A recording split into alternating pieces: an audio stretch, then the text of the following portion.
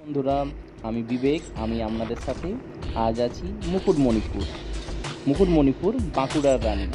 দেখুন আমার সাথে কিভাবে আসতে হবে, কিভাবে এখানে ঘুরবেন, কোথায় কোথায় ঘুরবেন, কি কি দেখার জায়গা আছে, সমস্ত কিছু নিয়ে এসেছি আমি মুকুটমণিপুর ব্লগে। আপনারা চলে আসতে পারেন বাঁকুড়া বা বিষ্ণুপুর রেল স্টেশনে। আসানসোল বা হাওড়া থেকে অনেক ট্রেনই আসে এই বিষ্ণুপুর এবং বাঁকুড়া রেল স্টেশন। এরপর আপনারা ভাড়া করে নিতে পারেন আপনাদের পছন্দ মতো গাড়ি বিষ্ণুপুর বা বাঁকুড়া থেকে। আমরা বিষ্ণুপুর থেকে মুকুটমণিপুর গিয়েছিলাম বাইকে করে।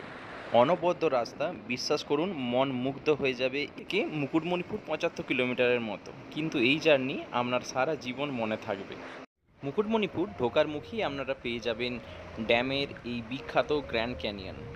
মাত্র 15-20 টাকার টিকিট মূল্য দিয়ে এই গ্র্যান্ড ক্যানিয়ন পার্কও আপনারা ঘুরে দেখে নিতে পারেন। এই পার্কের সাথে আপনারা সুলভ শৌচালয়ও ব্যবহার করতে।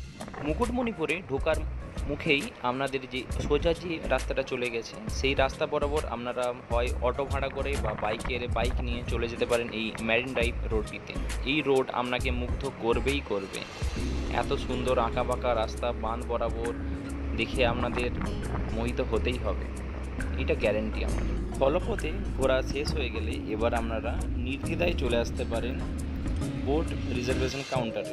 সেখানে আপনারা গ্রুপ ট্যুর বা পুরো বোট রিজার্ভ করে আপনারা এই বাঁধটাকে খুব ভালোভাবে ঘুরে নিতে পারেন।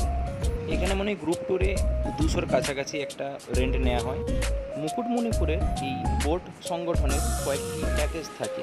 এনারা 2টি কি 3টি পয়েন্ট ঘুরে দেখান। তার মধ্যে থাকে ডিয়ার পার্ক, 2টি নদীর সঙ্গমস্থল এবং পরেশনাথ শিব মন্দির।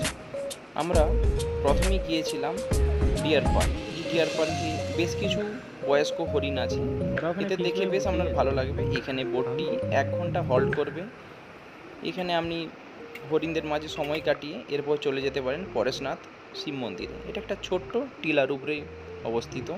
সমস্ত কিছু ঘোরা শেষ হয়ে গেলে আপনারা এবার খাবার দাবার খেয়ে নিতে পারেন। আমি সাজেস্ট করব খাদড়ার ঐশী প্লাজা। খুব ভালো খাবার খাওয়া হয়ে গেলে আপনারা বিকেলে ট্রেনে বিষ্ণুপুর বা বাঁকুড়া থেকে আবার ব্যাক করতে পারেন আপনাদের গন্তব্যে। Thank you for watching this video.